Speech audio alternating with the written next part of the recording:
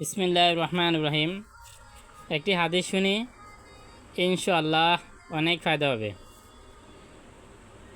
এক সাহাবী আরজ করলেন, ইয়া রাসূলুল্লাহ, শরীয়তের আহকাম হুকুম তো অনেক রইয়াছে, সেগুলোর মধ্যে হইতে আমাকে এমন একটি আমল বলিয়া দিন, যাহার উপর আমি সবসময় আমল করিতে পারি এবং মজবুল থাকতে পারি।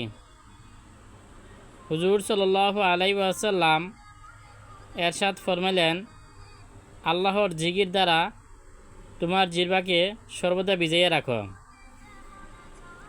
হযরত মুআয রাদিয়াল্লাহু তাআলা আনহু বিদায়ের সময় হুজুর সাল্লাল্লাহু আলাইহি ওয়াসাল্লামের সহিত আমার সর্বশেষ কথা এই যে হইয়াছিল। আমি জিজ্ঞাসা করলাম, ইয়া রাসূলুল্লাহ, সমস্ত আমলের মধ্যে আল্লাহ তাআলার নিকট সবচাইতে প্রিয় আমল কোনটি? হুজুর সাল্লাল্লাহু আলাইহি ওয়াসাল্লাম এরশাদ ফরমাইলেন, এমন অবস্থায় যেন তোমার মৃত্যু হয় যে আল্লাহর জিকির দ্বারা তোমার জিহ্বা তরুতরে থাকে।